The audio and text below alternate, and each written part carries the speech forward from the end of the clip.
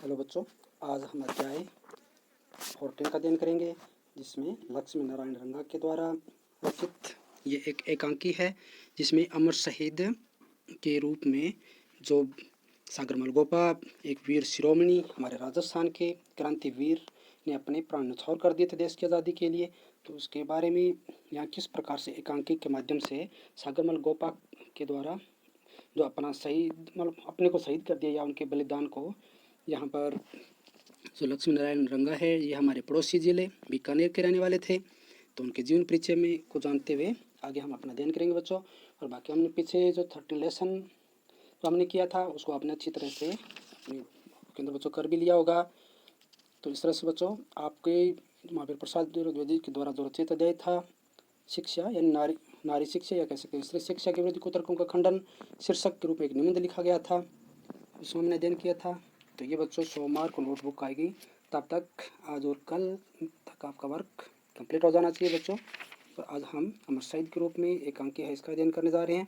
तो सबसे पहले कवि परिचय के रूप में देखते हैं, यानी इनकी जो एकांकी कथाकार के रूप में जीवन परिचय देखते हैं बच्चों।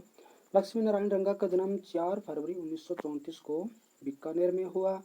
आपने डूंगर कॉलेज बीकानेर से स्नातकोत्तर की डिग्री प्राप्त की एवं भाषा विभाग जयपुर में मुख्य अनुवादक के रूप में कार्यरत रहे। बाल्यकाल से ही आपका रुझान नाटकों की ओर था, अतः नाटक लेखन, निर्देशन और अभिनय में सक्रिय भागीदारी निभाई। तो जो एकांकी है इसे नाटक को ही कहते हैं, यानी नाटक को ही एकांकी के रूप में कहा जाता है, जो एक अंक के माध्यम से मतलब एक पूरा सीरियल के रूप में ऐसे नाटक मतलब लेखन करते हुए उन्होंने दिखाया है एकांकी को रचकर। तो रंगा जी हिंदी एवं राजस्थानी दोनों भाषाओं में समान अधिकार से साहित्य सृजन करते रहे हैं। आपके नाटक एवं एकांकी मुख्यतः ऐतिहासिक, सामाजिक और जो समसामयिक यानी जो एक निश्चित मतलब समान समय की बात होती है कि उस समय की जो आसपास की जो घटनाएं होती है, जो भी निश्चित एक समय होता है, यानी जैसे वर्तमान के समय में बच्चों अब जैसे समय मतलब चल रहा है, कोरोना टाइम से हम कह सकते हैं महामारी चल रही है, तो इस समय में जो कहीं भी अन्य और भी जिस प्रकार के जो समाज के अंदर घटित घटनाएं हैं वो समसामयिक कहलाती है, यानी एक ही समय में घटने वाली ऐसी घटनाएं या विषयों को आधार बनाकर लिखे गए हैं। इनके द्वारा रचित नाटक एवं एकांकी अभिनय एवं रंगमंच की दृष्टि से, और रंगमंच कहते हैं बच्चों स्टेज, यानी स्टेज के ऊपर जो नाटक किया जाता है या एकांकी की जाती है, अभिनय किया जाता है, तो ये उसकी बात हो रही है बच्चों।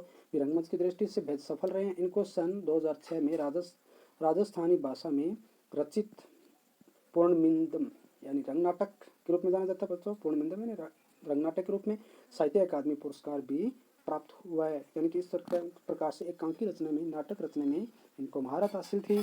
तो इस तरह से उन्होंने भारत के जो आज़ादी के लिए, भारत की आज़ादी के लिए, देश की आज़ादी के लिए हमारे राजस्थान के ऐसे वीर सपूत जो सागरमल गोपा ने अपने जो प्राण उत्सर्ग किए थे, अपना बलिदान किया था, तो उसको अपने शब्दों के माध्यम से, अपने नाटक या एकांकी के माध्यम से किस प्रकार से उस वीर शिरोमणि को यहाँ पर दर्शाया है। तो आज हम इस एकांकी के माध्यम से इनका अध्ययन करेंगे बच्चों। तो आप ध्यान से देखेंगे कि किस प्रकार से उस वीर शिरोमणि ने अपने प्राण उत्सर्ग किए थे। तो यहाँ पर नाटक एवं एकांकी संग्रह के रूप में टूटती नालंदाएं, रक्त बीज, तोड़ दो ये जंजीरें, एक घर अपना, तो ये नाटक और एकांकी संग्रह है जो लक्ष्मी नारायण रंगा के द्वारा रचित हैं, उनके लेखन के रूप में किए गए हैं। और कहानी संग्रह की बात की जाए तो दहेज का दान, हम नहीं बचेंगे, हम नहीं छोड़ेंगे, तो इस प्रकार से उनके द्वारा कहानी संग्रह रची गई है।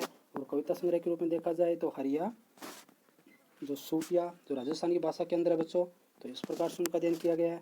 और बाल कहानी के रूप में बात की जाए तो कमरकंटू जो राजस्थानी भाषा के अंदर है, तो इस तरह से जो बाल कहानियाँ हैं तो ये भी उनके द्वारा रचित की गई है। तो अब हम पाठ परिचय के रूप में देखते हैं कि किस प्रकार से उन्होंने इस एकांकी के माध्यम से उनको दर्शाने की कोशिश की कि वीर सपूत ने अपना बलिदान किया था।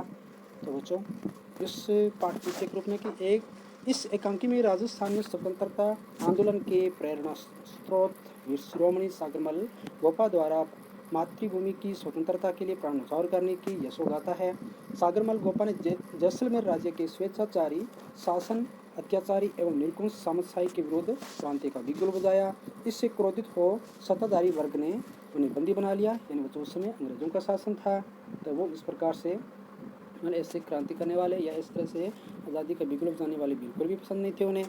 तो इस तरह से जो सत्ताधारी पक्ष था उसने या उन्होंने उन्हें बंदी बना लिया। बंदी गृह में उन्हें अमानवीय यातनाएं दी गई, यानी जो एक मानव एक दूसरे मानव के साथ उस प्रकार का व्यवहार नहीं होता, इसे अमानवीय यातनाएं के रूप में कहा जाता है बच्चों। लेकिन आपने आतताई शासन के सामने झुककर माफीनामा प्रदर्शित करने से मना कर दिया। तो आतताई यानी जो जबरदस्ती या निरकुंसी शासन कर रहे थे, जो किसी भी प्रकार से एक सामान्य शासन के रूप में उचित नहीं था, तो उस तरह से वो एक तरह शासन कर रहे थे।